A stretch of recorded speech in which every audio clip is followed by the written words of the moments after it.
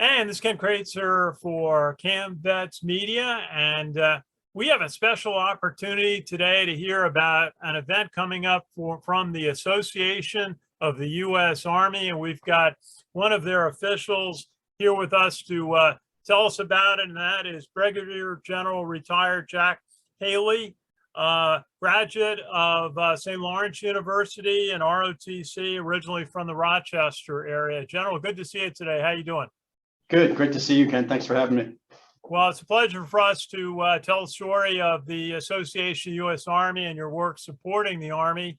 And you got a big conference coming up later this month, July 27th, 28th, down in Fayetteville, North Carolina, not far from Fort Bragg, that being the AUSA Warfighter Summit and Exposition. Tell us a little bit about that. Sounds like a very interesting event. Yeah, thanks, Ken. We're really excited. I mean, this is the inaugural event, the Warfighter and Summit and Exposition, as you said, outside of Fort Bragg. Some consider in the Army Fort Bragg the center of the universe. It is our largest by troop population installation, home to certainly, some storied units, 82nd Airborne Division, 18th Airborne Corps, U.S. Army Special Operations Command, to name a few. So we're, AUSA, in our mission as the voice for the Army and support for the soldier, we do a variety of meetings throughout the year that are both professional development seminars that bring in key senior leaders and also expositions where we interact and bring in defense industry and veteran support organizations and others to come in and kind of demonstrate either their equipment or the services they provide. The difference with this one, it's the first time we've been to Bragg, as I said. We've been meaning to get down there for a number of years. But two is the focus. The focus for the warfighter is on the soldier. It is on the warfighter, if you will. A lot of our meetings, they can be very strategic in nature. And that while we'll discuss strategic things in the professional development seminars, we don't want to lose focus that, the soldier is the Army. And so we wanted to really showcase the soldier. And so we're very lucky to have the Chief of Staff of the Army coming, General McConville, as one of our keynote speakers. Where the Sergeant Major of the Army, Grinston, is coming as another keynote speaker and will actually run a panel. We have other keynote speakers, the brand new Forces Command Commander, General Poppas, is a keynote speaker. And then we have a number of contemporary military forums, some of which, two of which AUSA runs, and then there's 4 others that Forces Command and other units at Fort Bragg run. But I mean, they're on topics such as, community grit, how do you build family support readiness, which the director of our family readiness will moderate. U.S. Special Operations Command is going to do a panel on the future of irregular warfare. The nature of the battlefield is another one. We're really excited that we have a panel called Equipping the Future Force. And a lot of times we'll bring in the program executive offices, the folks that buy things for the Army. And we really focused on program executive office soldier. So they're responsible for buying all the individual kit that a soldier wears, from what they wear, the boots on their feet, to the weapons that they shoot, to the night vision goggles they use. And so we a panel, and so a lot of times those PEOs come in, and those are general officers or senior executive civilians. This panel is all NCOs from those program management offices. So what I expect to hear from those NCOs is, not so much, you get the cost, schedule, and performance from the generals, and, what I expect to hear from these NCOs is, hey, we're fielding this piece of equipment and it's so much better because, you can either see better or shoot better or fits in your hand better, the things that soldiers really want to hear. So those are some of the professional developments, and then development forums. And then another aspect that we wanted to kind of highlight with this forum is we've set up an indoor 9 event obstacle course. So yeah, it's called the Battle Challenge, and anyone will be able to run it. But the idea is soldiers that come to the event, will have the opportunity to run this obstacle course, and we'll record times, and we're going to award the best male and best female performance in the battle challenge.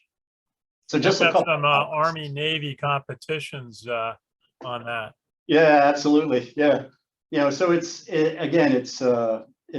first time that AUSA has done an event at Fort Bragg, certainly long overdue. I would tell you the Fort Bragg and the Fayetteville community have really come together in terms of supporting it. We're also sponsoring the Defense Technology Symposium, kind of on the front end of the Warfighter, that normally happens at that time. And so we're kind of co-hosting that at the Fayetteville Technical Community College, more industry focused. But again, I think it's going to be a tremendous event. We get a lot of industry and a lot of senior folks at some of our other meetings. This one, we're really expecting to see a lot of soldiers from the Fort Bragg community. That's great. And you spoke of the need for family support in the Army at the bases, also when you send soldiers on deployments and helping the families at home. What are some of the areas that AUSA suggests on family support? So we do a number of things, from publications. So we publish a variety of products that could help a family, especially a new family, as they come into the Army. So a product that goes through all of the protocol, in the Army, kind of how the Army is organized. So if you were, brand new spouse to the Army, and it's actually helpful to brand new soldiers to come in the Army, it really kind of lays out, some of the things that are, some people may deem a little mysterious, about some of our customs and courtesies and tradition. So that's one product that they do. The Family Readiness Directorate also does a series of podcasts, and I'd encourage all of your listeners or viewers to check it out on our website. And where our Director of Family Readiness, Holly Daly, she speaks with Mrs. McConville, the Chief of Staff of the Army's wife, and Mrs. Grinston, the Sergeant Major of the Army's wife, on a routine basis. And they do these podcasts, and they discuss family issues. Another thing that AUSA is really proud of that we've done recently in support of the food insecurity issue that a lot of folks have been reading about, is we've actually donated $2 million to the Army Emergency Relief Fund to address food insecurity issues. And our approach to this is more, we want to teach soldiers about financial readiness and kind of teach them how to fish rather than just, be donating to food banks, because we would quickly go broke doing that. So as part of this program, the soldiers can go to AER, which is, soldiers understand that that's where they can go if they need an emergency loan, and it's monitored and sponsored, by the chain of command. The chain of command, they can do it without really the chain of command knowing if they need that anonymity. But they go and they'll get a loan from AER to address if they're having problems, meeting grocery bills. And what we've done with AER is if that soldier goes and gets a number of financial readiness courses that are provided, online courses, and passes those courses, AER will turn that loan into a grant using the money that AUSA has provided. So another thing on kind of, family soldier support readiness. But yeah, there's a number of other things. So yeah, but I would, so in our annual meeting, I hope we get a chance to talk about our annual meeting in October. We do a number of family forums with the senior leadership of the Army that's completely laser focused on family issues within our That's ranks. great. Yeah. Sounds like what we do work with the community banking industry is working to support a lot of similar topics, and we'll have to follow up on that one. But tell us a little bit about who is eligible to attend the conference, certainly AUSA members. But tell us, I know you're trying to broaden the scope of the of the attendees for the event. Tell us about who can attend. Yeah, so any soldier, their family member, a government civilian can attend at no cost. So it's completely free for soldiers and government employees. AUSA members attend at a reduced rate, and then really anyone can attend that has some kind of relationship with the defense, the military, industry, academia. It's pretty wide, really. I mean, it's not like we don't really turn people away. It's just whether it's what your admission fee is. Obviously, if you're a defense industry member that's not a national partner of AUSA, you'll pay a higher rate than someone who's a member. But what we wanted to do, and we do it at the annual meeting as well, is that it's completely free for soldiers and government employees. And the other thing that we offer is when we provide lunch during the 2 days, and then on the first day of on the 27th, we have a reception in the evening, again at no cost to attendees. And this is going to be in Fayetteville, North Carolina, right near Fort Bragg. I understand it's at the Crown Complex. That's right. Crown Complex, 27, 28 July. And more information on your website and signups. Now, I just want to ask you a little bit about some of the other events you have. You've got an excellent webinar and a series there in Washington and Arlington. And then your big conference in October in Washington that attracts thousands and is such an important gathering for the U.S. Army and its suppliers. Tell us about your plans for the year and for your big October conference. Yeah, so I mean, you hit on it, Ken. I mean, we do a number of events throughout the year to include our noon report, which is a webinar, and a variety of leadership topics, book reviews and book reports. I mean, as an example, we had General Stan McChrystal on talking about his latest book on risk. Tremendous webinar.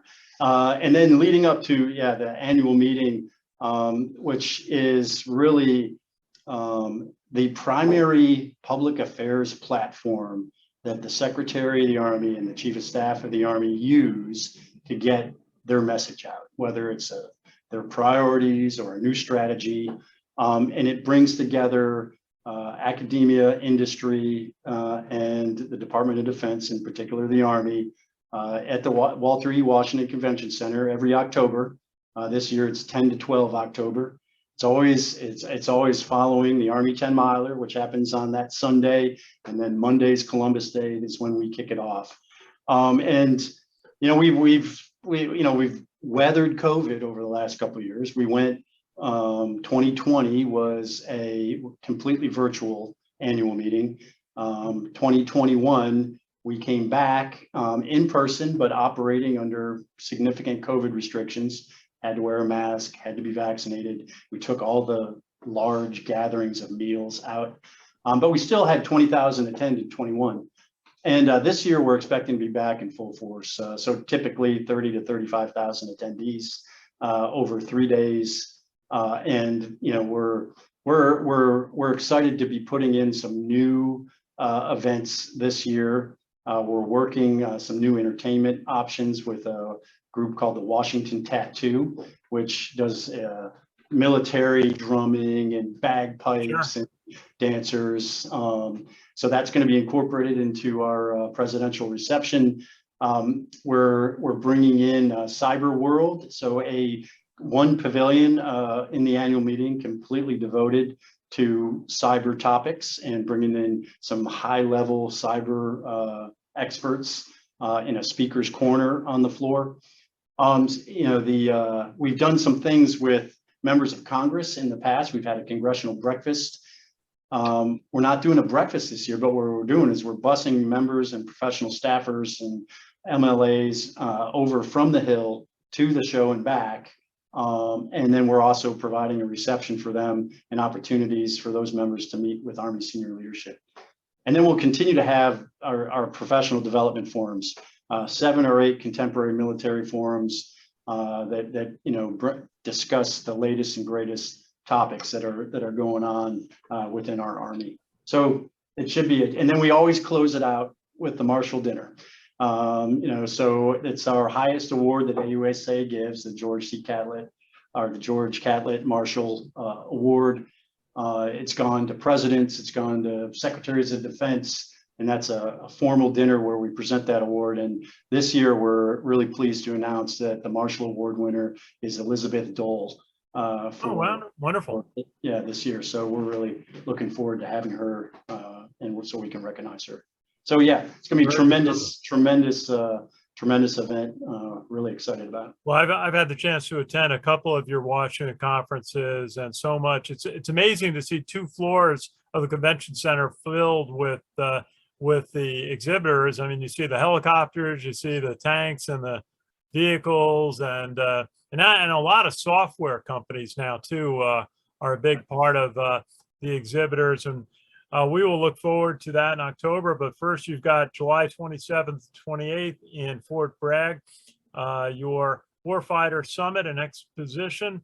And just a final question, General, a little bit, tell us a couple of highlights of your career service in the U.S. Army.